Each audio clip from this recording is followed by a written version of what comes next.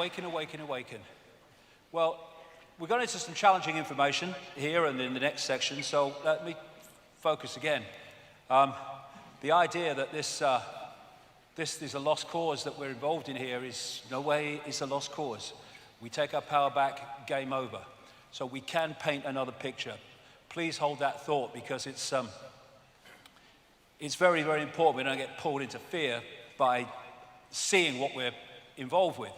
Now, Gino Krishnamurti said something very, very true when he said, if we can really understand the problem, the answer will come out of it, because the answer is not separate from the problem. They're indivisible.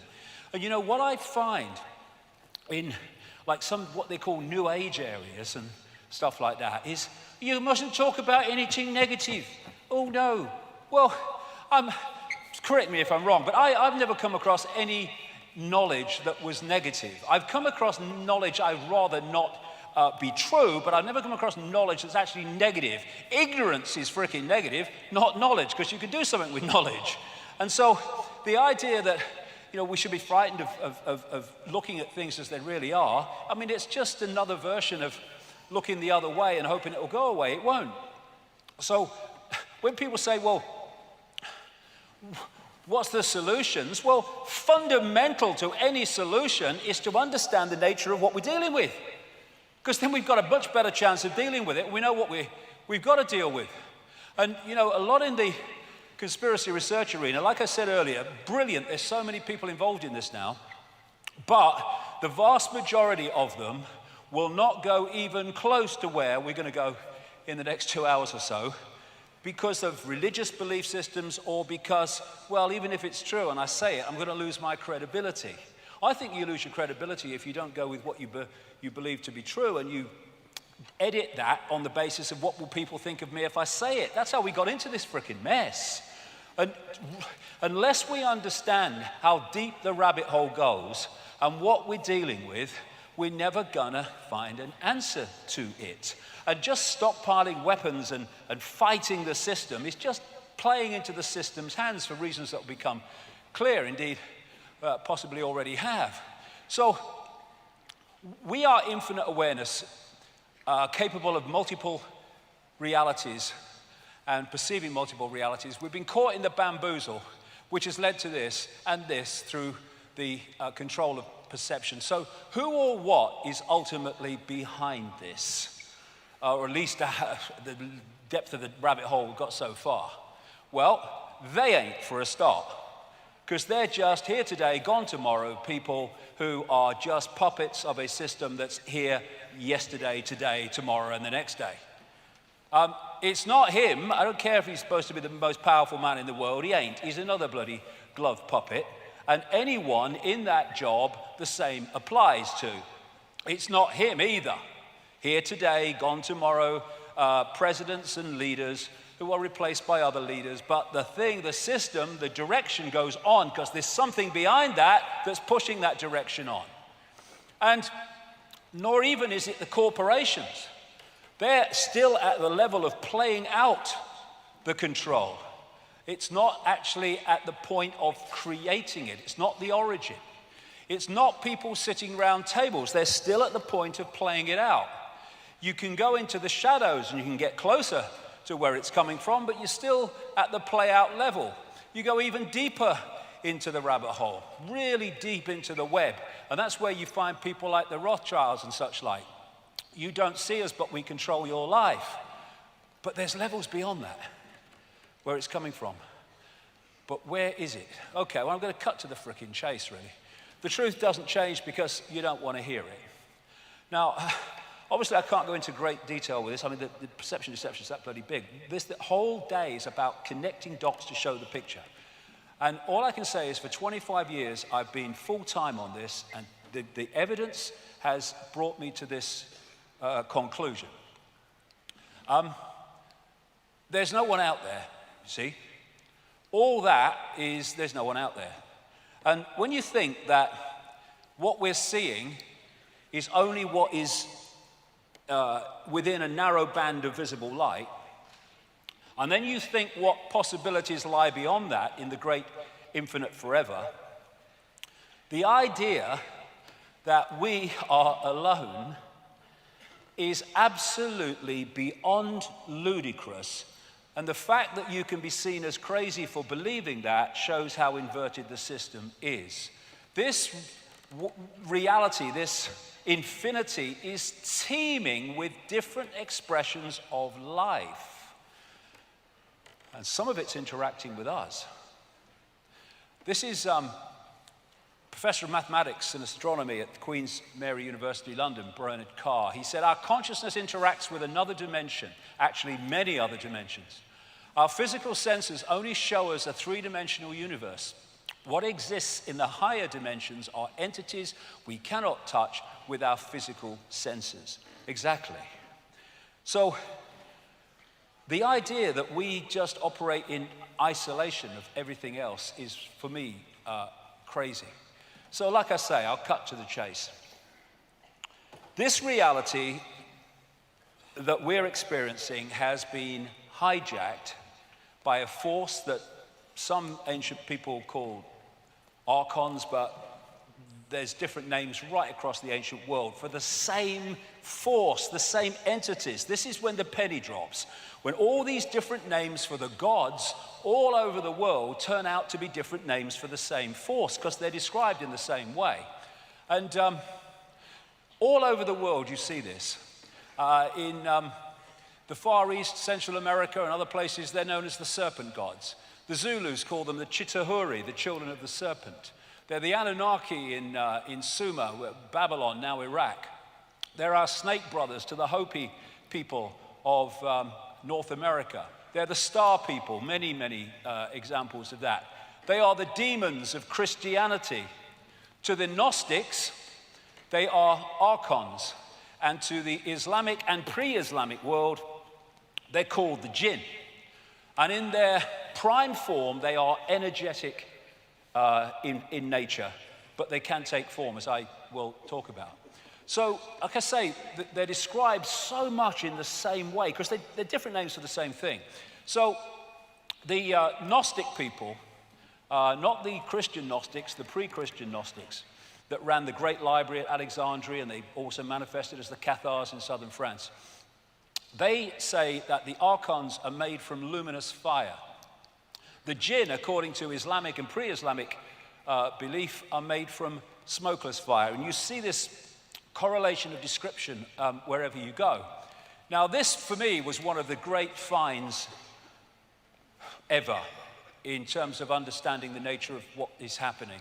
At Nag Hammadi in Egypt, about 77 miles north of Luxor on the Nile, in 1945, a sealed jar was found with loads and loads of documents in it, leather-bound.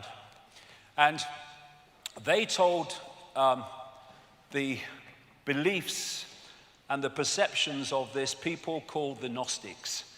And the Gnostics had a completely different view of reality than religion, which is why the Roman Catholic Church and the Roman Church tried to destroy them wherever they got any strength and any foothold.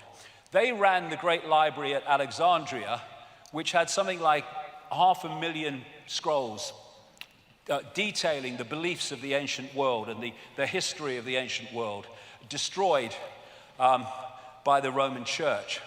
And like I say, the Cathars, who were destroyed again by the Roman Church in 1244, I think it was, at that place in France, Montségur, that fort on the hill where I've been a couple of times.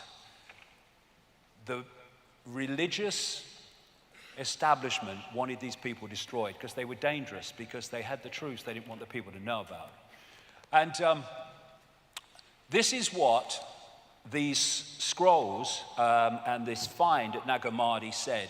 1/5 of the texts, and there were lots of them, were about a force they called the archons, which they say created our physical universe, and they equated them with the Judeo-Christian Yahweh Jehovah God. And when you see the Old Testament kill 'em and flog 'em and all that stuff God, it fits precisely with the descriptions of the archons by the Gnostics. So what they say in these writings, in these texts, is that, well, first of all, archon means prince, ruler, authorities, or from the beginning. That's why they use the word archon. They said that the archons and the Lord Archon, which they called the demiurge, was a fake god that created our physical or material reality as we perceive it. The Gnostics related the demiurge, like I say, to the Judeo-Christian Yahweh, Jehovah God, and they are inorganic, not resulting from or produced by growth. They are artificial. And they say in these texts that they created the inorganic parts of the solar system, but that the sun, the moon, and the earth were a system that were of itself and different from the rest, which was kind of interesting with what will come later. They said that the demiurge archons had no creative imagination and envy humans because we have. They're like cyborgs. Again, we're coming back to the inorganic. Like cyborgs, a robotic race that can imitate but not innovate. And the word they used was counter-mimicry. Now, what they were saying, in effect, is if you gave these archons a blank sheet of paper, they could create nothing on it. They don't have that creative imagination, that what was called intentionality. But you give them something with a piece of paper with something on it, and they can twist it and manipulate it once it exists. And they used the term fantasia, because these entities, they said, just as the Islamic people say about the jinn, have the ability to create virtual reality illusions. They're mind parasites. They possess humanity and manipulate the way they perceive everything. And they say the word you could use more than any about the archons was deception. They are deceivers. And what they create is an inversion of the natural order, which will become so crystal clear as we go along. Why? Interesting, like we see these different names, and actually for the same thing. The classic Satan is called the deceiver and the demon of demons, as this demiurge is called the archon of archons, the Lord Archon. Now, as I've kind of studied this and put it together, it seems to me that what we're looking at is what I would call a self-aware distortion, and it's self-aware inversion. Now, this is why the first 2 hours of today was so important. Everything is conscious. Even a distortion is conscious. Even an inversion is conscious, but it's conscious in a way that reflects the inversion and the distortion. And if you look at what we call evil, it is live written backwards. Evil is simply an inversion of life, an inversion of perception, and evil is extreme ignorance, which is the inversion of truth and awareness. And because this force, this archontic force, shall I call it, is an inversion of life, that's why it and anything attached to it is obsessed with death, which is an inversion of life. And so you get the Satanists who worship these gods in their rituals obsessed with death. That's why they're attracted to churchyards and cemeteries and stuff. And so the death cult, which is what this archontic force and its followers are, is about destroying. It's about killing. And whereas the natural order is about life and abundance. And so when you look at the way the system, the archontic system that I'll come to, is destroying life. It's destroying life in war, but it's destroying life, the natural world. And it seems a contradiction, but it's not, because that's their world. The archon world described by the Gnostics is one of death, one of no creative imagination. It's a death cult, and all this pollution and environmental devastation is absolutely what it wants, because that's its reality. And the other thing about the archontic mind is it's what we call psychopathic. They're psychopaths. the definition of which is this: no empathy, no remorse, no empathy, no ability to put themselves in the feelings of those that suffer the consequences of their actions. Once you have no empathy, you have no limit to what you will do, because you have no emotional consequence for doing it. No remorse for what you do, no shame. Parasites overwhelmingly. Why? Because they have no creativity of their own, so they have to parasite off the creativity of the target population. That's what the system does. Look at banking. What else is that but an exercise in parasites?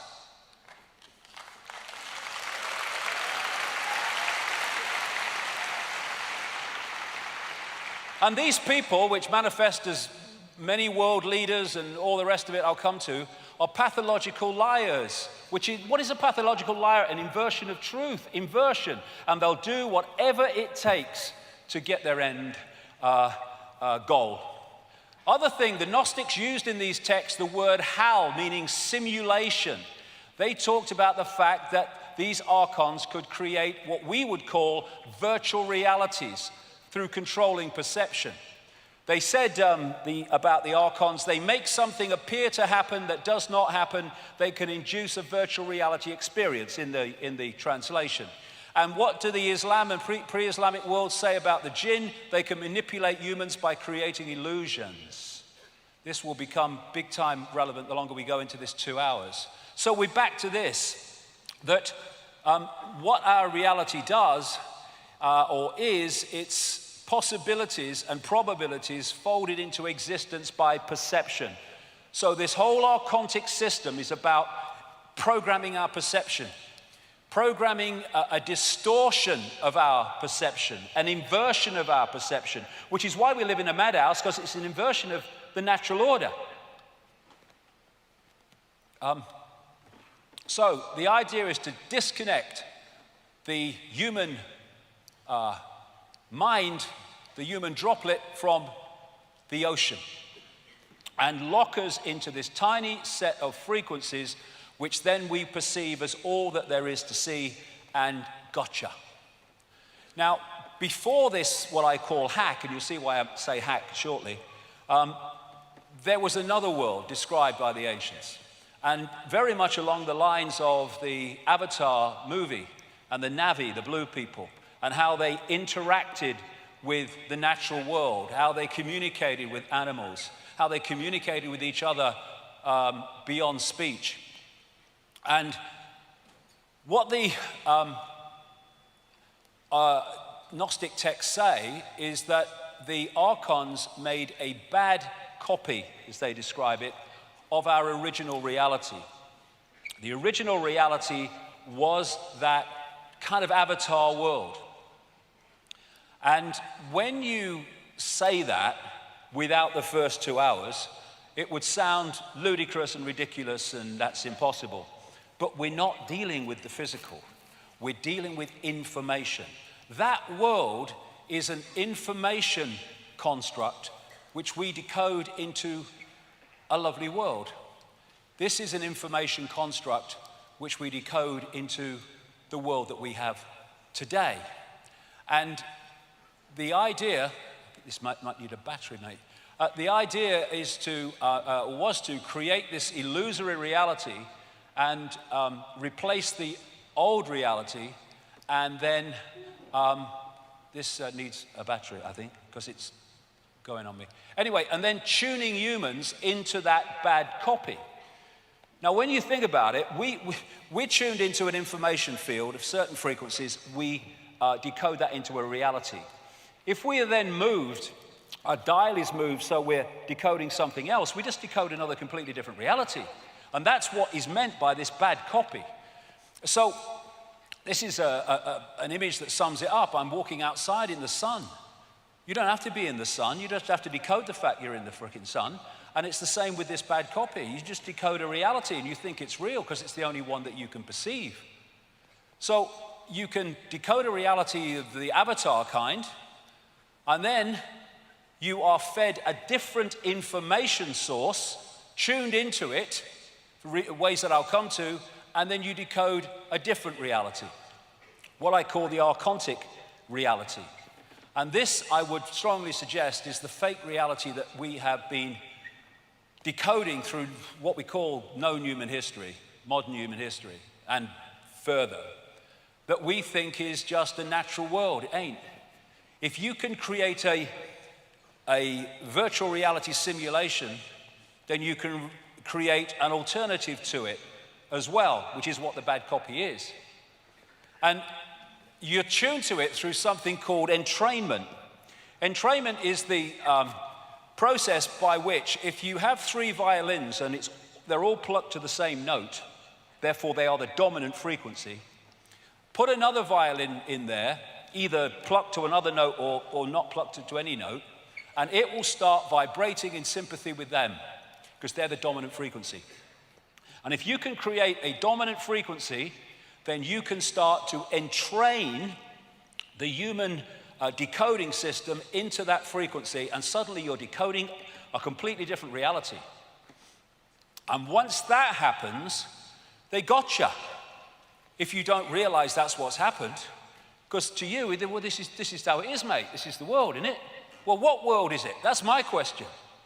And, you know, I liken this archontic distortion, inversion, to a computer virus. It absolutely fits. A computer virus, in our terms, obviously not exactly the same, infecting human perception. So what is, like I said earlier, a computer virus? It's rogue information. It's just introducing into the original system rogue information which distorts their word again and inverts the original system. So this is what a computer virus can do. Damage files, slow the system, show messages, take control. And how a computer virus works: a virus is a small piece of software that piggybacks on real programs. The archons do not have creative imagination. They cannot create. They can only distort what already exists. How can you describe a computer virus in better terms than that? Similar to the way a biological virus must hitch a ride on a cell, a computer virus must piggyback on top of some other program or document in order to launch. Once a computer virus is running, it can affect other programs or documents. It has piggybacked the original reality and has distorted it. And this is what is manifested as what the Gnostics called a bad copy. Now, we are taking energy, sustenance, from the energetic field. And we take energy from that field within the frequency band that we're vibrating to or resonating to. We can't take it outside of that band because we can't sync with it, like Radio 1 can't sync with Radio 2. So if you are a distortion and an inversion, you cannot get energetic sustenance from the natural order because you're not in that frequency band. So to get your sustenance, your energetic sustenance, you have to get it from other distorted energy which is in the frequency band that you are interacting with. And so the peoples around the world, the different cultures, etc., talk about the fact that these entities, it's a universal virtually description, feed off human energy, but not just any human energy. Low vibrational, as I would call it, human emotion. They feed off fear and anxiety and frustration and anger and conflict and war because they are a distortion of the natural order of love, peace and balance. And thus, these archontic inversions, energies can feed off them. And so, it's very like in the Matrix where the machines, again, inorganic, were feeding off human energy. And so, while we, coming from the natural order perspective of love and peace and harmony, think that war and suffering and fear are a bad thing, to them, they are essential to their energetic survival. That's why they create them. This archontic inversion, which expresses itself in multiple ways, can't sync with that. That's what it needs for its sustenance. Thus, it has manipulated the structure of our society to generate it in unbelievable abundance. All these things that we talked about earlier, all generating low vibrational human emotion. And anyone thinks that, it's kind of just some airy-fairy imagination. This was what happened to the energy field, the Earth energy field, at the time of 9/11, when there was that massive emotional explosion in response to what happened in New York and Washington. We are impacting upon it. And this is just a few days ago in a newspaper. Babies smell their mother's fear to learn what to be afraid of. Mothers emit odors that teach their babies what to be afraid of, even if the fearful experience is one the baby has never been exposed to, according to this study. Even, in the frickin' womb, the new life is being prepared for a lifetime of fear. What is fear? Lunch to these people. They are feeding off all this emotion and low vibrational energy. And that's why the pressure is to create events all the time that produce more, and against going the other way that produce less. And so this scene in the Matrix was very much in line with what I'm talking about. The Matrix is a computer-generated dream world built to keep us under control in order to change the human being into one of these. And on one level, that's what we are. Generators of distorted emotional energy. And you talk to alternative healers and people on the true cutting edge of healing, and they'll tell you that virtually every illness is based in emotion. Because emotion creates energetic distortions, not only to be absorbed by these entities, this distortion, but also to be trapped in the body, which manifests then as dis-ease, disharmony in the body, caused by emotion. So Carl Sagan's bamboozle is really the inversion of the natural order, which is why this world is turned on its head. Wherever you look, it's an inversion of what not just we would like it to be, but an inversion of the original reality that it replaced. And this is one reason why you get Satanists and stuff like that using inverted symbols for their symbolic language. Everything is inverted for the reasons I'm talking about. And I've used this quote before, but how much more relevant is it now from Michael Elner? Just look at us. Everything is backwards. Everything is upside down. Doctors destroy health. Lawyers destroy justice. Universities destroy knowledge. Governments destroy freedom. The major media destroy information. And religions destroy spirituality. Inversion everywhere.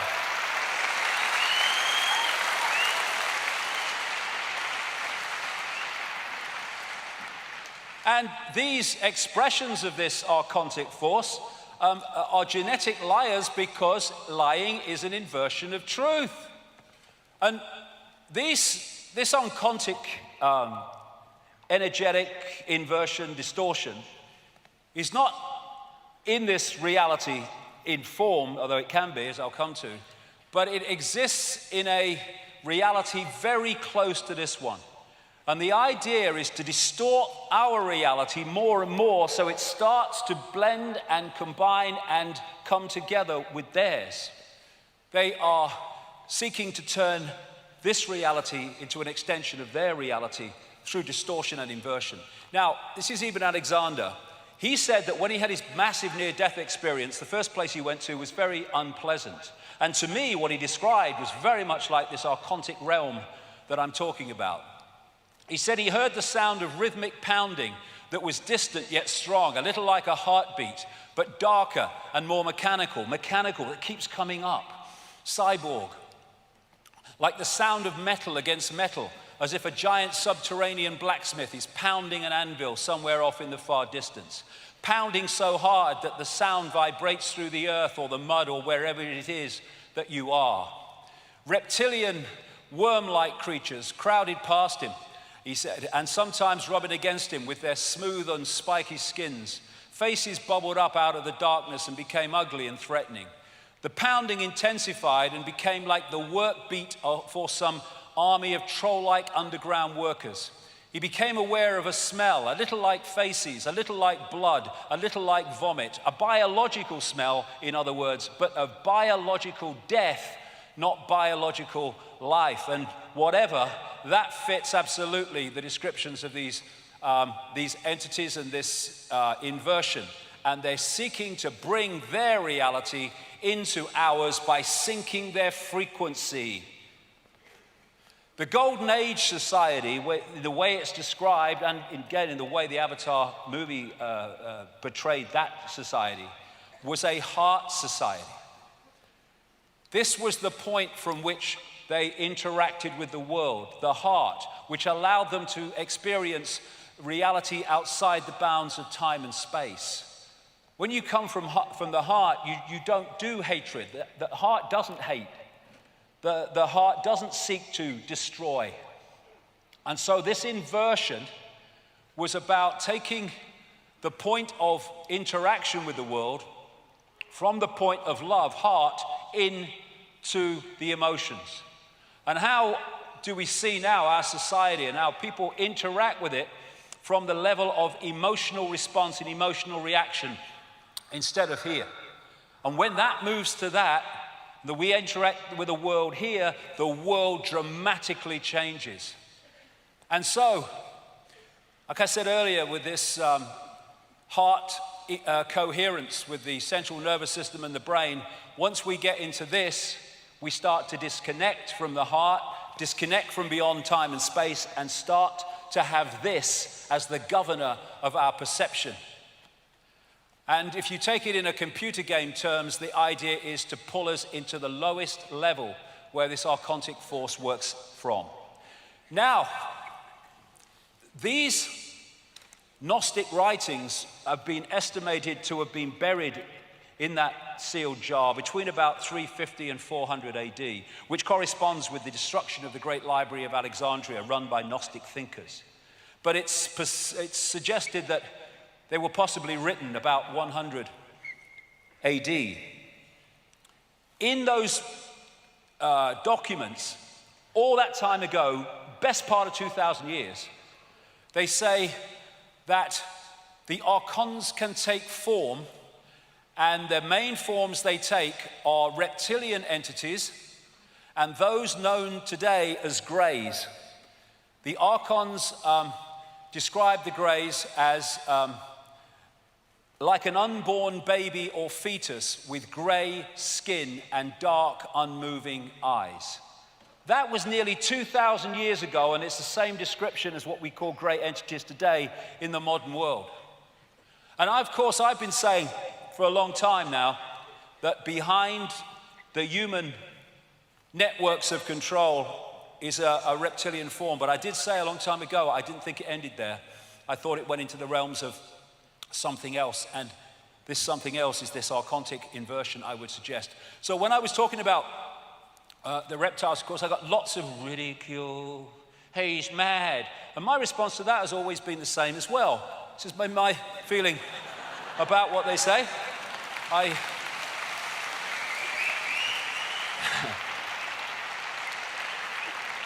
Because I simply want to know what the bloody hell's going on, me.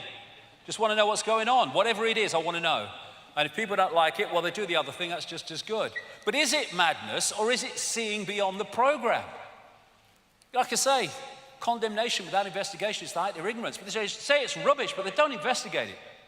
And yet, when the Daily Mail runs a story from some chemist, scientist, a few years ago, who said that he thinks from his research that there are reptilian entities all around in other dimensions, then he was treated as dead straight because he's a scientist, so he must know what he's talking about. And there was another study which was kind of projecting what some of the dinosaurs would look like if they hadn't been wiped out, as they say.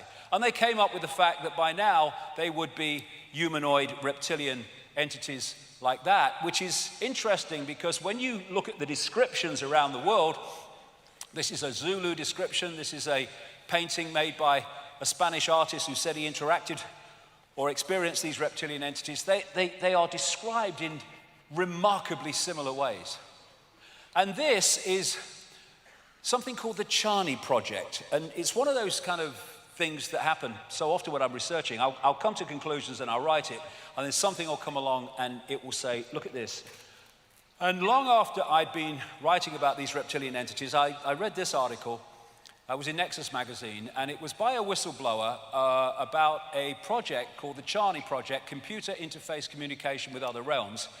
And he said that in the 1990s here, 1994, for 5 years, they, at a kind of similar thing to what's happening at CERN, it was one of these collider things, but in Africa and smaller. For 5 years, they interacted through computer systems with an entity in another dimension, another reality, and asked a total of 20,000 questions. And interestingly, this is what came through this entity, according to this Charney Project. A reptilian race was holding back humans so they couldn't grow. The entity said they had fought many battles against the reptile race in their own reality. Humans were more evolved spiritually than the reptiles, but they suppress humans with their technology. Their God is their technology. That will become seriously relevant later in the day. But look, what did the Gnostics say? That humans have creative ability, where the archons don't. It says here, more spiritually evolved than the reptiles, but we are suppressed through technology. And what I was talking about, tuning humans into the fake reality, this brings us to endless stories of the manipulation of human genetics. Some appear in things like the Bible, but you find them all over the ancient world, again, relating to these gods of different names, which turn out to be basically the same. So in the Gnostic writings, they talk about, and remember, these have been in a sealed jar since about 350 AD. They've not been tinkered with and changed like the biblical texts that were expressions of these in many ways, but were out in the public arena and therefore could be changed. These have been sealed all that time. The Lord Archon, what they call the Demiurge, said, "Come, let us create a man according to the image of God and according to our likeness, that his image may become a light for us, a vehicle for us." And this brings us to the biblical texts, which again are mirrored all over the ancient world. There were giants in the earth in those days, and also after that, when the sons of God came into the daughters of men, and they bare children to them. The same became mighty men, which were of old, men of renown. And, you know, in this Noah film in 2014, they symbolized the bloodline with the human finger and the reptilian covered finger. Very, very symbolic and very true. Now, anyone thinks that all this genetic stuff is modern. It ain't. This is known as the genetic disc for obvious reasons. It was found in Colombia, and it is thousands of years old. And on this disc, which is incredibly well preserved, are images of human eggs and sperm that can only be seen under a microscope. And it talks about the birth process internally as well as externally, and the entities that it is portraying certainly ain't human. And you've got the Zulu, Chitahori, the children of the serpent, with Credo Mutra, who's right into his 90s now. And this is one of the paintings he did of descriptions of this Chitahori. And on one of his ancient artifacts that goes back at least 500 years, called the Necklace of the Mysteries, these images, these symbols, are used by the Zulu shaman to tell the story of Africa and the story of the human story. And pride of place at the front is a non-human entity and a human woman. And let's say that fits into that. And this is one of the flying saucer type image at the bottom. And I asked him what that was. He said, that's what the stories say the Chitahuri came to Earth in. But this, he said, is symbolic of the interbreeding between humans and the Chitahuri to create a hybrid race. This is the whole point. If you're at that level of understanding how reality works, you don't have to have literal interbreeding to change the human form into some kind of hybrid. You know, what we are doing is receiving and transmitting information.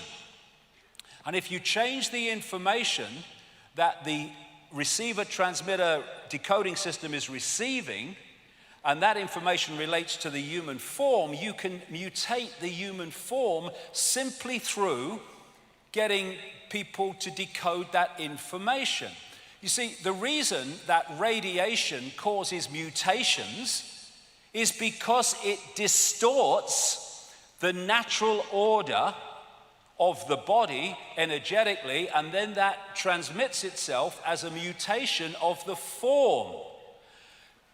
Form is information. Change the information, you change the form if you can get the original form to decode that information. In other words, you transmit it on the right frequency. And of course, they're doing all this stuff now, as I said earlier. Now humans are doing it at our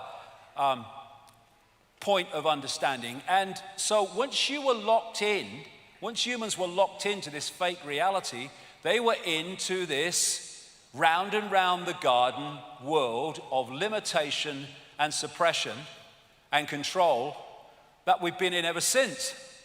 And Carl Sagan, who knew far more than he was saying, he wrote a book called The Dragons of Eden about the impact of, in many ways, reptilian genetics upon human behavior and human personality. And he says, in effect, you can't really understand the human personality unless you understand the reptilian part of the human form. And one of the things he was massively referring to was the reptilian brain. Everybody has what they call a reptilian brain or an R complex, and it very much relates to emotion. And it's my view that before this genetic tinkering took place, either the reptilian element wasn't there, or it was much less influential, much smaller in its impact than it is today. This is the kind of thing that smacks on the brakes when someone walks in front of your car. It doesn't do critical thinking or working it all out. It's reactive. It's constantly scanning the environment for dangers of various kinds to the operating system. And this is mainstream science. From the reptilian brain, we get primitive and emotional responses. Lunch, for a start. Cold-blooded behavior and territoriality. Mine, it's mine, and you can't have any part of it. A desire to control, an obsession with hierarchical structures of power, which is exactly the way they've structured human society. Aggression, might is right, winner takes all, coming from the reptilian brain. Protecting status, power, reputation, superiority, intellectual preeminence, acquiescence on another level to hierarchy and authority. And for me, of course, there was a very big reptilian input in the Garden of Eden story, which again you find in different versions all around the world. And it talks about the fall of man. I suggest what that fall was the fall down the frequencies from here to here into denser matter, or what we call matter. And it says in the Bible, behold, Adam is become as one of us. I would suggest become of the archontic mind, knowing good and evil. And what is knowing good and evil? It is knowing duality. When you're in a reality based on oneness, based on the heart, which doesn't do duality, then there is no duality.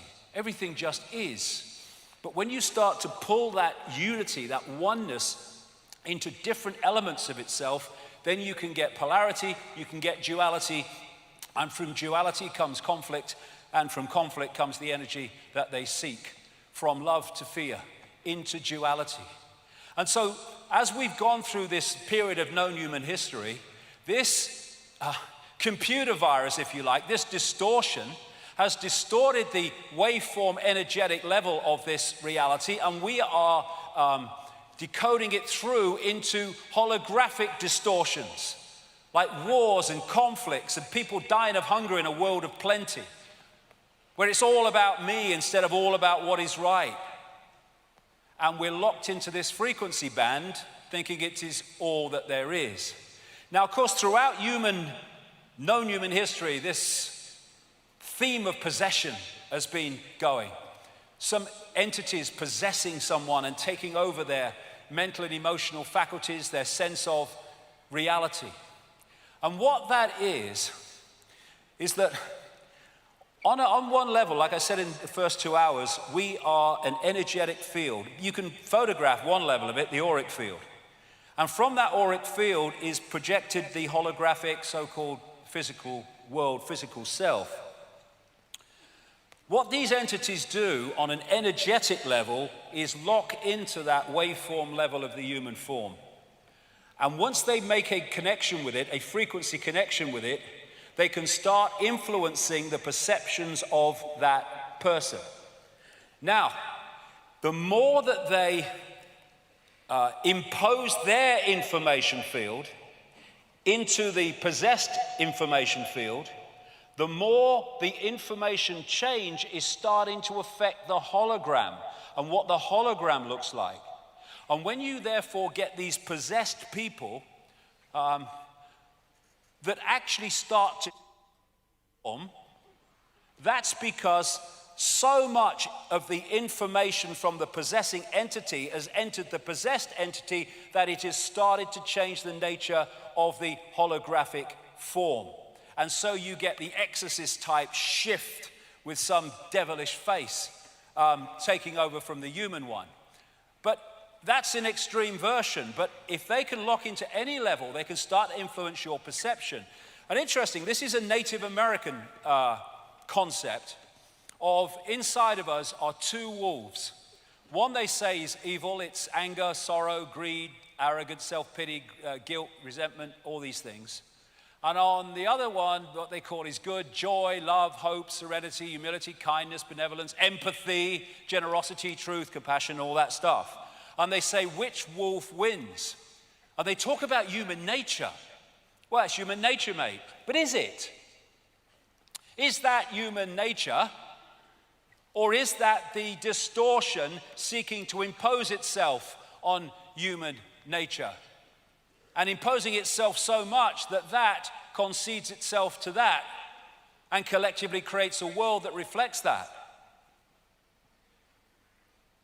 Which one wins? Well, which one wins in their terms depicts which world wins. That love, benevolence, empathy, think of the world that would create and once was before the hijack, compared with the world we have now, where we are manipulated more and more into destruction and conflict. Giordano Bruno again. The divine light is always in man and woman, presenting itself to the senses and to the comprehension, but man rejects it because that divine light is beyond the program, consciousness beyond the program, and if we don't reach that level of frequency, we cannot connect with it, and that's what the archontic forces are focused on doing, is holding us out of that connection. So, in plain sight, reptilian gods, it's all over the place. The oldest form of human worship is the worship of the snake or the reptile or the serpent. It goes back at least 70,000 years in Africa, Botswana, the Salido Hills, where the San people, better known as the Bushmen, say that the great python came with a bag of eggs to create humanity. I would say actually to manipulate humanity that existed at that time. This is a guy called Reverend John Bathurst Dean. I won't go through it because we've got so much to get through and I've been through this before. He wrote a book called Worship of the Serpent in 1933. It was a work on the study of worship of the serpent and the snake and the reptile imagery all over the world. It was massive. And he concludes that what follows after his research and all that is that the most ancient account respecting the cause and nature of the seduction of humanity must be the one from which all the rest are derived, which represent the victorious serpent, victorious over man in a state of innocence and subduing his soul in a state of what he would call sin into the most abject veneration and adoration of himself.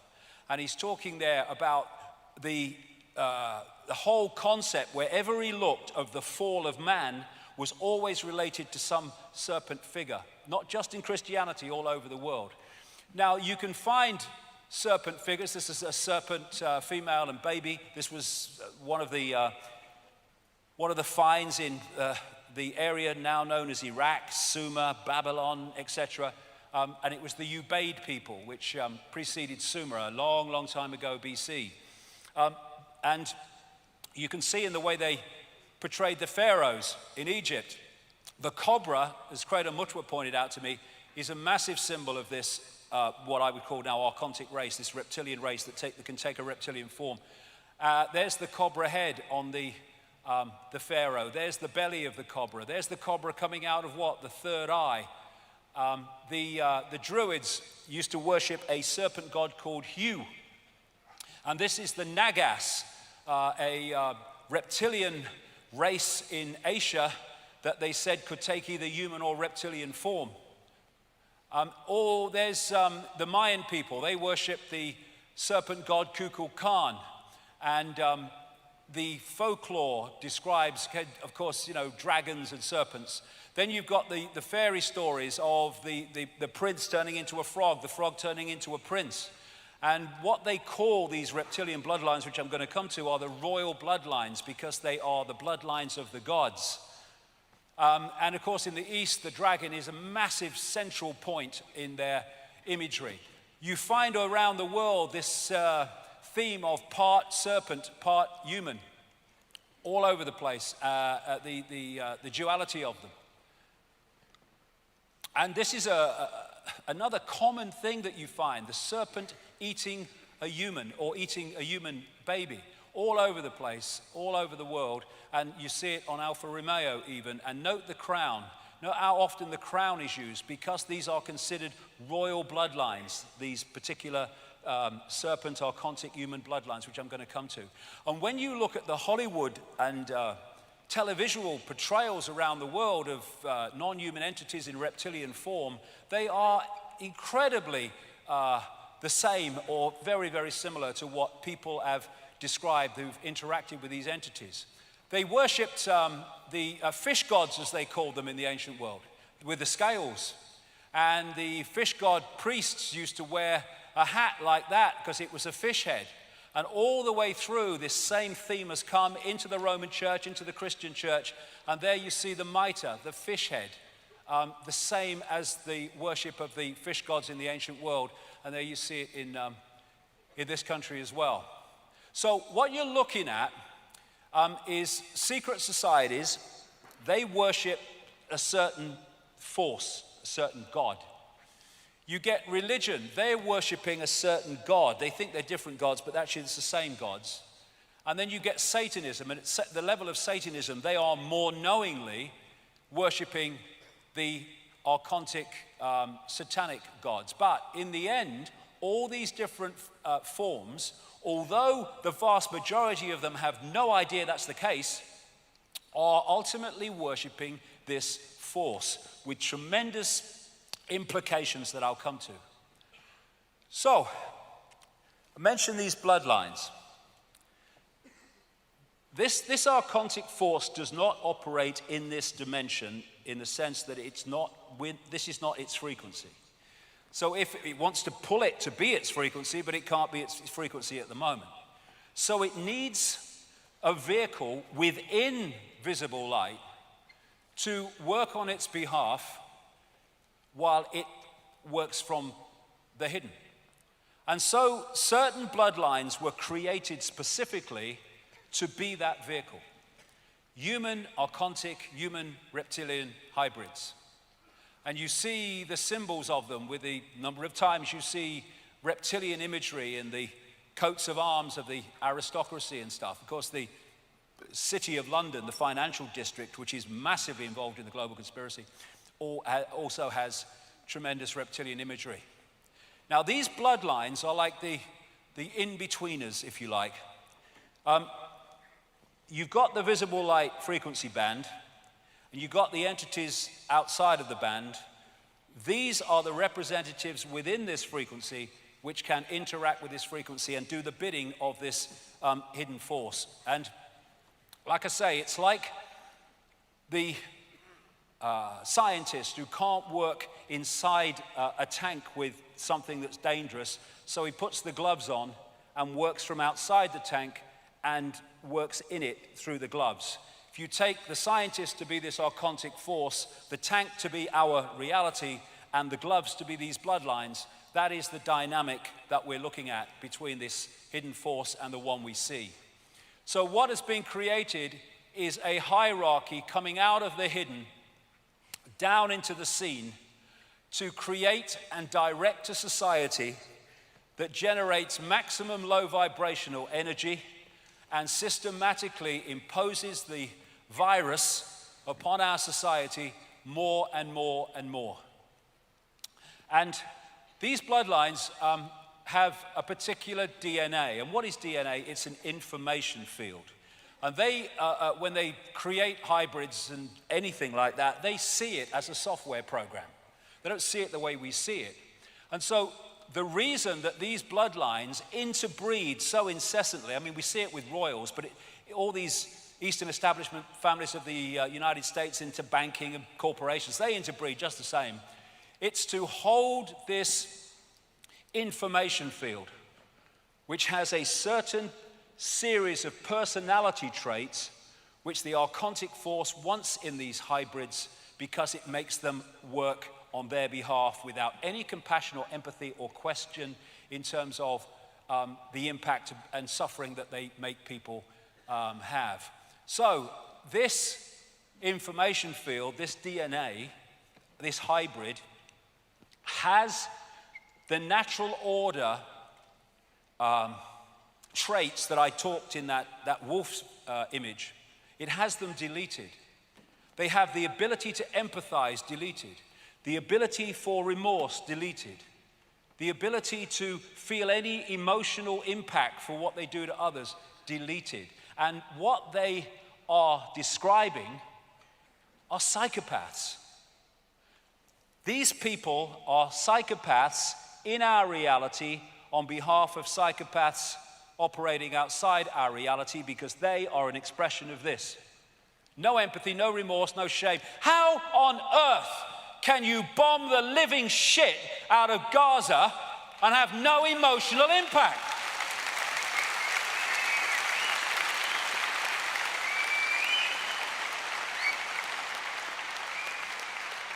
How can you lie to justify the invasion of countries that kill and maim millions? How can you do that? Only if you have no ability to empathize and you have no emotional consequence for your actions.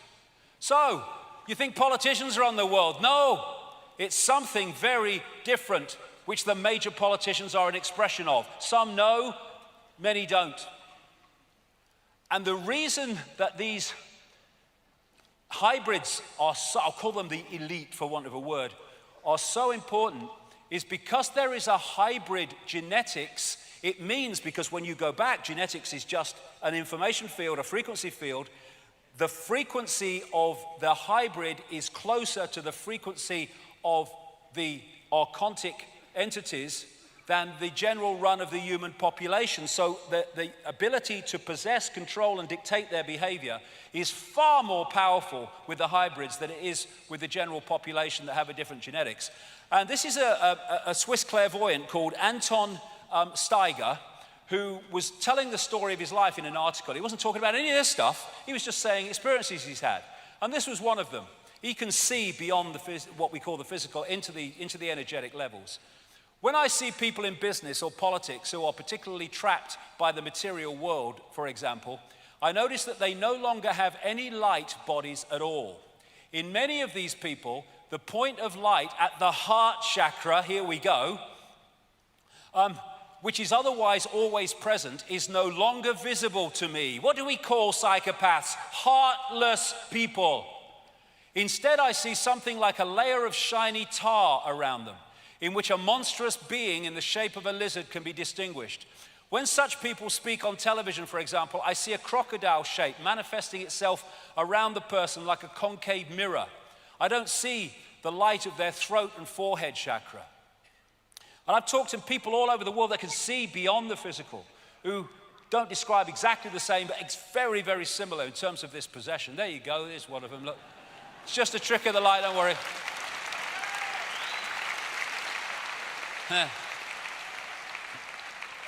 So, what we're looking at is dual DNA in these bloodlines, which is what? Dual information fields, which will explain something else in a second. So these people appear to be one thing, but they're actually behind the facade of the human facade, something else. We're not from these parts. And if you look at it, that Avatar movie was symbolic in so many ways. What the American invaders did in the Avatar movie is they infiltrated the Na'vi, the blue people, by looking outwardly like the Na'vi. So they didn't realize they were being infiltrated. That's what's happening here. That's what's happened for thousands of years. We've been infiltrated by a force taking over this reality that has fooled us because it looks human. And you know, this is today, the era of chimeras. Scientists fearlessly create bizarre human-animal hybrids. Did you know that scientists are creating cow-human hybrids, pig-human hybrids, or even mouse-human hybrids? They're doing it now at our level of knowledge. And one day, very soon, or sooner than later, all the people have taken the piss all these years are gonna have to face the fact that this is freaking true, and this is why the world is as it is, and when we understand it, we can do something about it.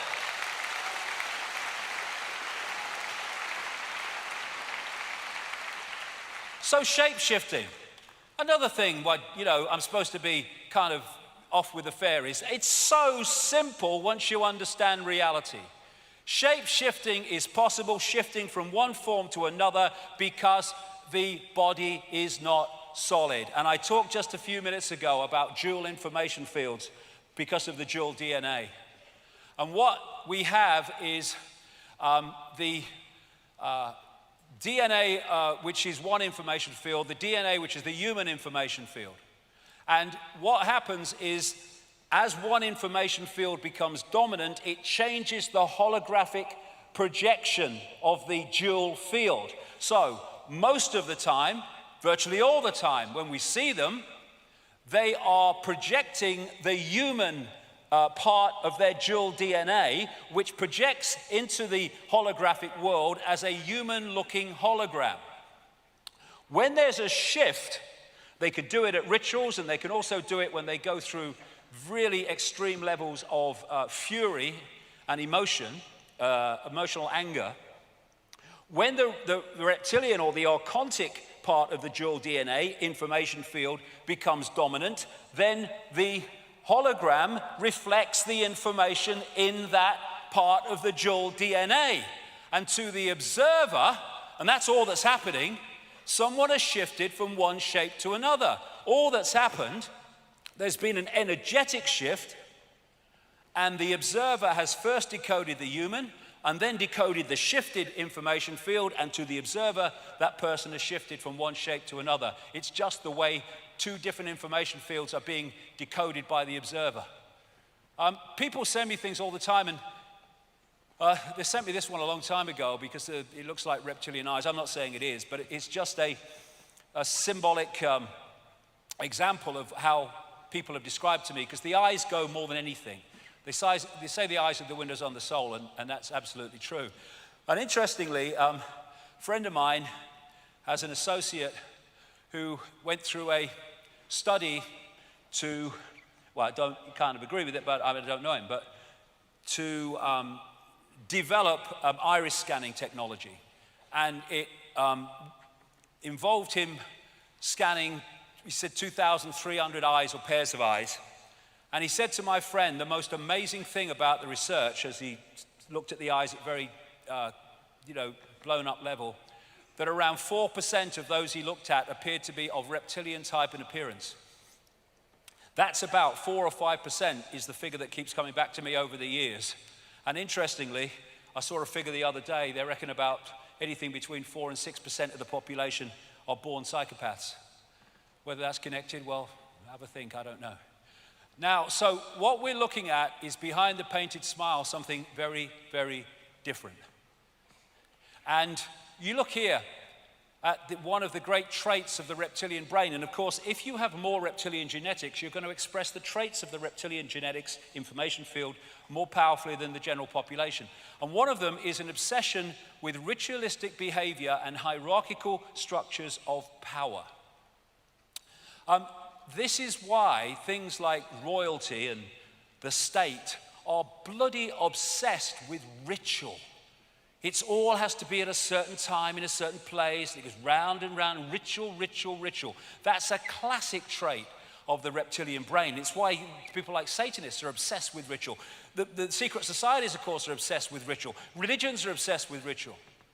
Here you go. This is the lady. They're so freaking happy, these people, aren't they? Hey? They're so happy. And the emotionless state of so many of the royal family, the real genetically deep royal family, is classic reptilian brain archontic personalities. And you see the obsession with ritual. When they bring someone new in the bloody royal family, they have to send out a new list for who's got to curtsy or bow to who. I mean, they're bloody mad. They just happen to be head of state. Look at it. I know my place. Your lick majesty. Have you ever seen her do that to him? We elect him. We have no frickin' say in her. And yet,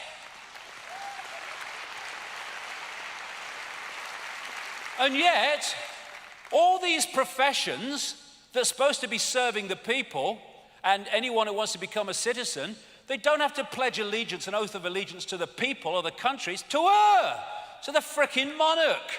They have no power, they're purely symbolic to bring the tourists in. Bollocks!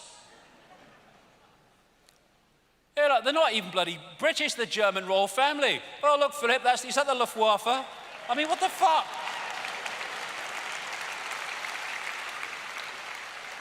I mean, they place them in here, that's your head of state now, well, thanks very much. Does she speak English? Look in this one. We parasite off you when we have contempt for you, but you just let us do it while asking God to save me. What the fuck? God save the Queen! Bollocks to the Queen! What? And I have to bloody smile. There's a big England football match and all the players are lined up and the crowd are there and we're all patriotic. Oh, yeah, we are. And they go, long to reign over us. God save the Queen. Long to reign over us. I ain't, but many people, most of them are singing and demanding to be reigned over, suppressed, controlled over, dictated over. And that energetically has an impact, even though they don't consciously realize that's what they're doing. Just the national anthem, mate. It's not. See, it's lovely. They piss on us and we say it's raining. They piss on us and we say she's frickin' raining. There you go. And I think this guy's made the best statement ever about the Queen. I do. I love it. I think that's brilliant. It's fucking lovely. That's just absolutely perfect. Give that man a knighthood.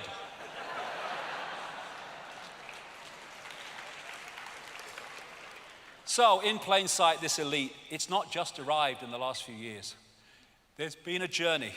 It goes way back further than this, but you can pick it up in this ancient period when these very advanced societies, compared with much of the rest of the world, started to emerge in Mesopotamia, Sumer, Babylon, Egypt, the Indus Valley, and China.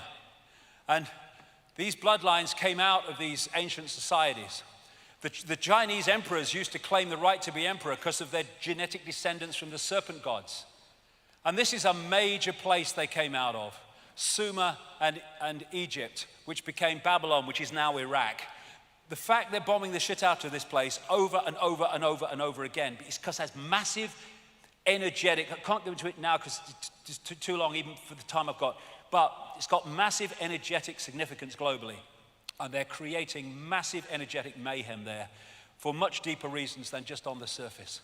So these bloodlines started moving up into Europe under different names. They became the hierarchy that established Rome and the Roman Empire. Eventually, they started to locate in Britain, and then they had the British Empire. Wherever these bloodlines have focused themselves or located themselves, a freaking empire has followed. We now have the American Empire, though they will not call it that. And eventually, as this, virus spreading, this influence spreading, reached a certain global point, we had global Babylon. And global Babylon came when all the European powers, not least the British Empire, went walkabout all over the world, creating all the bloody colonies. And at that point, there was a resistance to the colonies, and they appeared to pull back and let the empires fade. That was only on the surface. What did I say right at the start? The best form of slavery is if you don't tell them. What actually happened is what was left out in those countries when the empires apparently receded were the bloodline under different names, the secret society network which manipulates them and their agents into power, and they've gone on controlling those countries ever since. The United States, major world power on the surface, controlled from Europe on the secret society level of the network. And what they've created, which we have today, is a vast web with the archontic inner sanctum dictating out through these various organizations, which I'll get to as we go through the day, a policy, a global direction of society to more and more centralization of power, more and more control, more and more surveillance, more and more takeover of everything, and more inversion of the natural order. And they have the hidden with the secret societies, the deep secret societies, and then the hidden has a cusp where it meets the seen. And there you see organizations like the Bilderberg Group, the Club of Rome, the Trilateral Commission, and the Council on Foreign Relations in America. And then from the cusp of the hidden meeting the seen, you come out into the real scene, which are countries and agencies of government. And they are making decisions and introducing policies which on the face of it appear to be made on their decision, on their say-so, but where it started was here, coming out from the center of the web. And that's why the same things can happen all over the world at the same time. The virus spreading, that's what it's been. So, we have these apparently different aspects of the hidden and religion operating in isolation. They're not. They're all worshiping the same God. Some know, some don't. It's bloodline Satanists. As I've gone through this 25 years, again and again, when I've followed the trail of people in power, I have found members of secret societies, of course. I have found Satanists, and I've found pedophiles. And those three things come together in ways that I'm going to describe. Behind it is this archontic force, like I say. And the here today, gone tomorrow people, even those that have some awareness of what's happening, they are the gophers that introduce what starts out in the hidden. And Satanists are interacting with these entities. When they talk about, I've talked to Satanists, former Satanists all over the world, who've given me chapter and verse on how it all works. And they are, in these rituals, interacting with these archontic gods, these archontic demonic entities. And what is happening is in the archon realm, where these major satanic rituals are taking place, in the archontic realm, there are rituals taking place. When I say rituals, there is manipulation of energetic fields taking place to mirror the energetic impact of the rituals that are taking place in the satanic ritual within our reality. And what that does is create an energetic sync, an energetic synchronization, which allows these entities, some of them, to slip through like an energetic gateway, vortex, into this reality for these rituals. I've talked to many Satanists who described how these entities have manifested at their rituals because of this reason. They use colors, certain colors, because it's all about frequency and wavelength. They're manipulating energy. And you see these colors again and again in the pomp and ceremony of the the royal family and stuff like that. And this is David Berkowitz, who was the son of serial killer in New York many years ago now. And he said in letters to a Christian minister in jail, yeah, I did it, but I did it on behalf of a satanic coven. And he said this in one of his letters, absolutely spot on. Satanists are peculiar people. They aren't ignorant peasants or semi-literate natives. Rather, their ranks are filled with doctors, lawyers, businessmen, and basically highly responsible citizens. They are not a careless group who are apt to make mistakes, but they are secretive and bonded together by a common need and desire to mete out havoc on society. It was Aleister Crowley who said, I want blasphemy, murder, rape, revolution, anything bad, low vibrational energy, suppress the energetic sea in which we are interacting. And this satanic network goes into politics, it goes into banking, it goes into the media. Of course, not everybody, not even nearly everybody, but key people that are directing society. This is a Swiss banker quoted in a magazine a couple of years ago, 3 years ago now, in the Russian magazine Novy Den. These people, he's talking about bankers, are corrupt, sick in their minds, so sick they are full of vices, and those vices are kept under wraps on their orders. Many are into Satanism. When you go into some banks, you see these satanistic symbols. My God, you do. Like the Rothschild Bank in Zurich. These people are controlled by blackmail because of the weaknesses they have. They have to follow the orders or they will be exposed. They will be destroyed or even killed. And at the top of the list I saw recently in professions of psychopaths were bankers. Now, this bloodline passes through what we call history. And it just so happens, because it's an information field and it's a personality field and it gets people in a certain personality type. This is Vlad Dracul, Vlad the Impaler, who was one of the most famous Satanists ever. He used to impale people and just let them slowly die. And he was a member of something called in its short name, the Royal Court of the Dragon, which started out in ancient Egypt. And he is the man, because he was such a Satanist, that Dracula, the Bram Stoker Dracula, was based upon. It just turns out that she is a descendant of Vlad Dracul through Mary of Teck, her grandmother. And this is how the bloodline comes through, and these are satanic bloodlines. These satanic bloodlines, it's in the blood, it's in the information field. And Prince Charles has actually publicly talked about his genetic descendants from Vlad Dracul and in Transylvania. So they're descendants of Dracula. I see the likeness. I do. I see the frickin' likeness. I'm not sure about him, mind. I'm not sure he's one of them. Lucky boy, I say. And then you go across the Atlantic. These are descendants of Vlad Dracul. No wonder they have no empathy.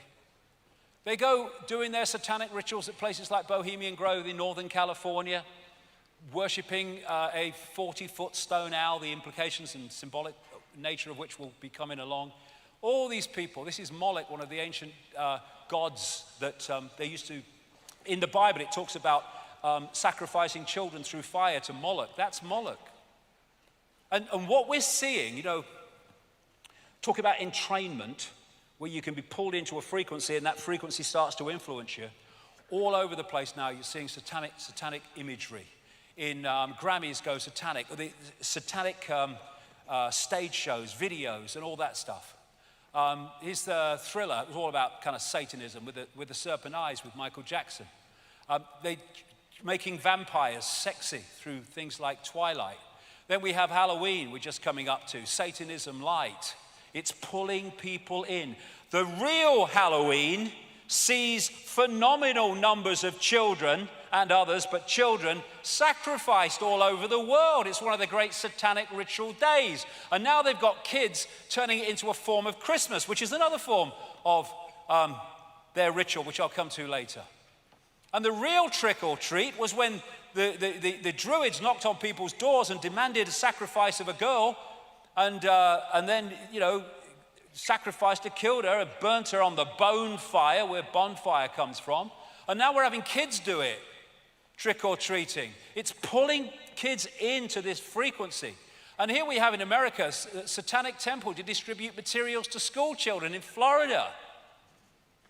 And there was an Australian Satanist who, just before he died, wrote a long document about Satanism and its influence, not as an apology, he supported it.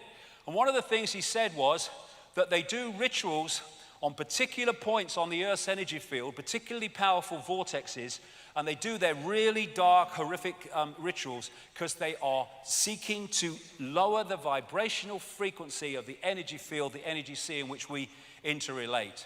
And this is what he said. What is most people do not realize is that Satanism is a ritually based practice, and that this repetition has over time left strong impressions upon the morphic field. Control the sea and you control the fish. It's all about frequency suppression to keep us in density and out of multi-level connection. So religion is Satanism light. It's like a public version of it if you look at the rituals. The people who worship the gods of the major religions are worshiping these entities under different names. But they all call them God, but they're actually these entities. We'll come more to that as we go along. And that's why you see this universal religion. There's virgin mothers and babies all over the frickin' world. I mean, where do you look? It's like a franchise. All over. And yet Christianity picks it up. It's the one. It's not. It's just another one of the ancient religion. I mean, this is Satanism light when they're eating the body of Christ as a frickin' biscuit and drinking his blood as a bottle of Merlot. I mean, frickin' hell. But it's what they do in reality in Satanism. It's Satanism light. What a bloody image on which to base a religion. What is that going to do to you, focusing on that? That's sacrifice. There's an inverted pentagram from a major clergyman in the bloody Church of England. And all religion to me is a form of bloody madness because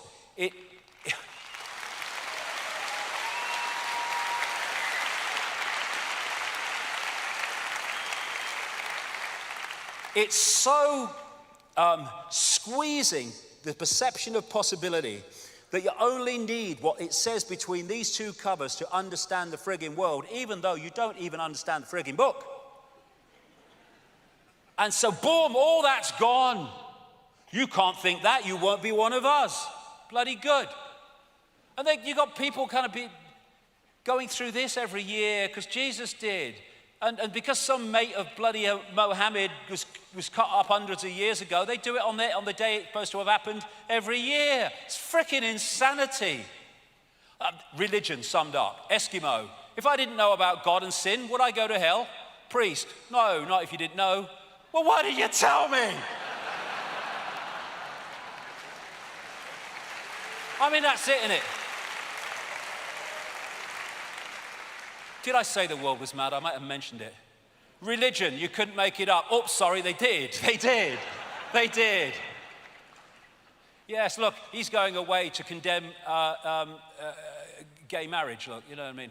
Unbelievable. Unbelievable. And look where these major religions came from. These major points that I told you the bloodlines came out of. When you look at that Sumer, Babylon, Egypt, out of there came Judaism, came Christianity, came Islam, came many other of these sub-religions. And as this guy said, Robert Ingersoll, there can be but little liberty on earth while men worship a tyrant in heaven. The question is, given the Gnostic writings and the other information from cultures galore, what is the nature of that tyrant in so-called heaven? Now, into this mix comes this. I said earlier that when I investigate people in power, invariably, not all the time, but invariably, you come over secret societies, Satanism, and pedophilia. There's a reason for that, and it fits into what I'm talking about. In 1998, I put this book out, The Biggest Secret, which exposed former Prime Minister Ted Heath as a Satanist, child-killing, child-sacrificing, child-torturing pedophile.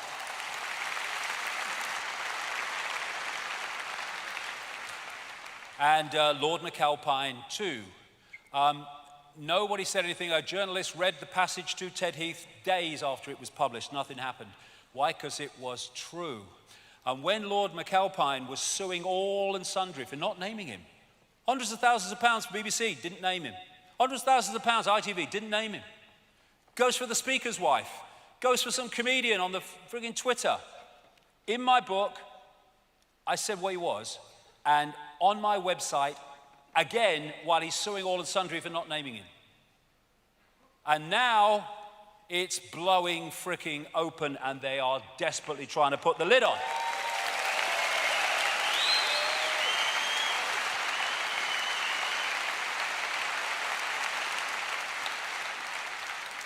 Pedophilia is absolutely infesting the establishment at multiple levels, right to what they allege is the top, for reasons I'll come to. All over the world is the same. The number of children being abused by the rich and famous, never mind others, is absolutely staggering, and there's a reason for it. The scale of child abuse worldwide, shocking beyond belief. Yes, this is the question. We need to keep asking about everything. Why? Then you might find answers. Why is Satanism and pedophilia so interrelated and interconnected? Well, this is a Central American shaman, Don Juan Matos, who said this about entities, the archons that he called the flyers, describe him in the same way, feeding off the energy of children. Sorcerers, people who can see beyond the physical, see infant human beings as strange luminous balls of energy, covered from top to bottom with a glowing coat, something like a coat of plastic adjusted tightly around the cocoon of energy. The glowing coat of awareness is what the predators consume, and when a human reached adulthood, all that is left of that fringe awareness is a narrow fringe that goes from the ground to the top of the toes. That fringe permits mankind to keep living, but only barely. What they are after is the energy of children before puberty. We see puberty as a hormonal chemical change. That is merely a holographic expression of an energetic change in the waveform information field. They want that energy before that change takes place. And so these pedophiles are possessed by these entities that stimulate the desire for sex with children. And while it's happening, they are, through the vehicle of the pedophile, drawing off the child's energy. And the reason that you have so many pedophiles in the upper echelons of society, he said advisedly, is because they are the bloodlines, the dual DNA bloodlines, most possessible, most possessed, and therefore the best vehicles for feeding off children by these entities. That Australian Satanist said this in that document: politicians are introduced by a carefully graded set of criteria and situations that enable them to accept that their victims will be our little secret. Young children sexually molested and physically abused by politicians worldwide are quickly used as sacrifices. In Australia, the bodies are hardly ever discovered, for Australia is still a wilderness. And this is what is going on. This is what Ted Heath was doing. And this is why this guy got away with it all those decades. He was supplying children to the rich and famous, and if he went down, they all went down. That's why he was never prosecuted, even though they knew what he was doing. He is a doorway to the cesspit, because he was the doorway to so many of the rich and famous, the archontic hybrid bloodlines that were feeding off the energy of children thanks to him. Daily Express, Jimmy Savile was part of a satanic ring, stands back in amazement. Of course, because they're interrelated. Knighthood from the Queen, she didn't bloody know. Come to that in a minute. Knighthood from the Pope, no need for amazement.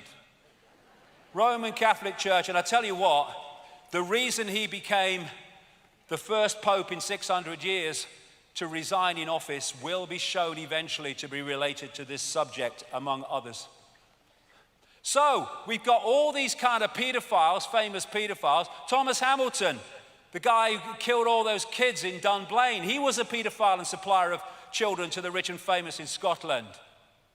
Ted Heath, I talked about. George Bush, have come to him. Kissinger. And this man, Lord Mountbatten, member of the royal family, of course, inner royal family, was a known paedophile. And who did Jimmy Savile say publicly, not in this context, of course, introduced him into the inner circle of the royal family in the 1960s? Lord Mountbatten, the mentor of Prince Charles and Prince Philip. And close to the royal family ever since, decade after decade after decade. The frickin' Yorkshire police knew what he was doing. They didn't bloody know. Are you having a laugh? When are these bloody police officers going to get their asses in gear and start knocking on Buckingham Palace?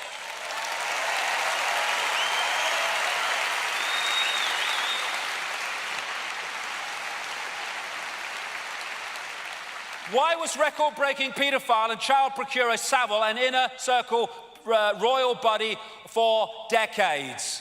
I knew about him in 1998 when a close friend of Diana for 9 years before they fell out, called Christine Fitzgerald, told me all about him and his necrophilia, sex with dead bodies, death cult. That's why he volunteered to be a porter in a hospital, so he got to the mortuary. And she said Diana thought he was a sleazy man. She couldn't stand him.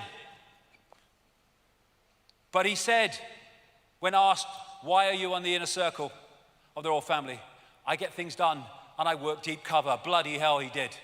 Bloody right he did. And that's why his back was always covered. Who, what, where, when, and with whom?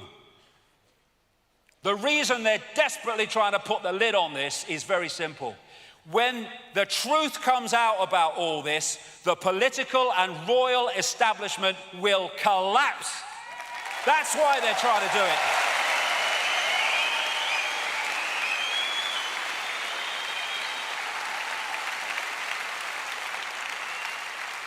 He was supplying children to Ted Heath, not least out of the children's home in Jersey when he went over to Jersey in one of his yachts, Morning Cloud, one of many called Morning Cloud.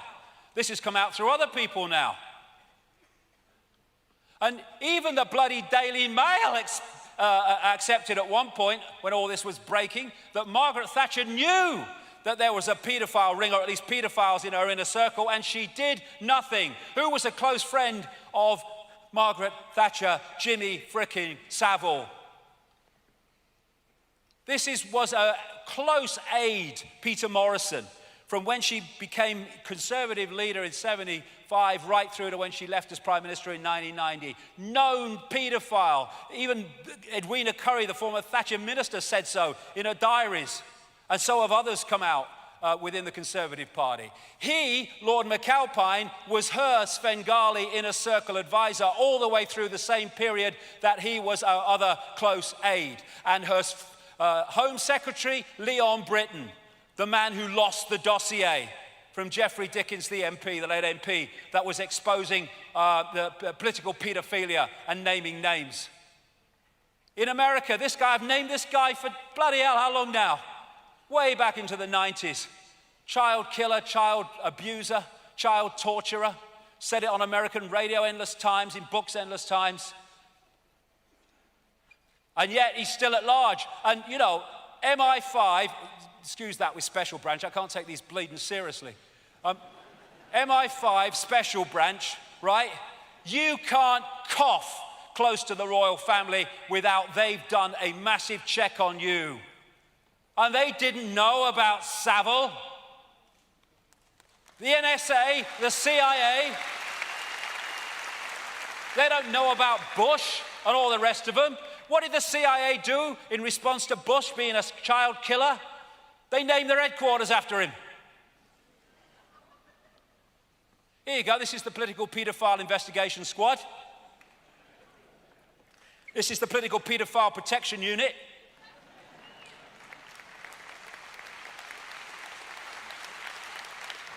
And we keep coming back to the big picture. These are protected because paedophilia has to be protected because of its energetic significance to that which controls the system from the unseen. So Geoffrey Dickens, he had this dossier which he gave to this guy. He's a nice bloody man, isn't he? Now, one of my sources was Andrea Davison. She was a lady that represented the abused at the North Wales inquiry, care home inquiry. Care home, what a joke. And she worked, was an operative within British intelligence. I met her in the 90s. Lovely lady. And she's now on the run in South America because they fitted her up for a crime that appears not only she didn't do, but actually never took place. And the judge who, in her absence, because she had new people and got her out of the country, the judge that awarded a jail sentence was the lawyer representing the famous names seeking not to be named in the North Wales inquiry, while she was representing the victims, and he never said what his connection to her was when he was the judge making the fricking sentence. And he gave her some of the infamous Dickens dossier with the names on. And her house was raided by North Wales and Derbyshire police, who took it away never to be seen again. It's a massive fricking cover-up. Here you go. Oh shit, right, usual strategy, order an inquiry and make it, go nowhere, sorted. Except that it wasn't. Here you go, we'll leave no stone unturned except for those with our people underneath.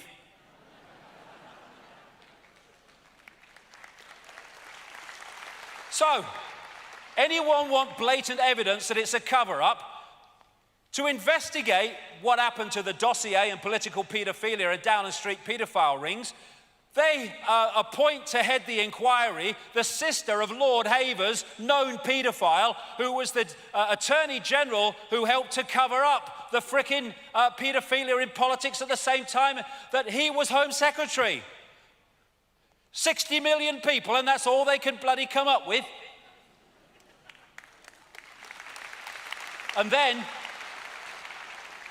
when a lot of us who kind of understand this started putting out the fact that this was all going on, Daily Mail, to their credit, picked it up and made a big splash about it.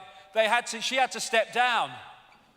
And so who did they say in her place? The Lord Mayor, Fiona Woolf, 60 million bloody people plus, and they can't find anyone that doesn't live in his frickin' street and has dinner with him. What?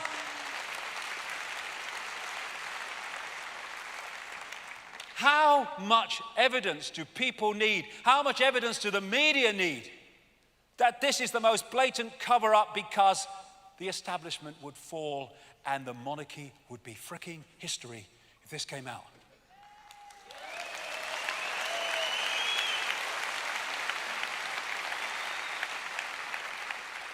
Protect the kids, no, protect the archontic abusers. So all these different areas of the system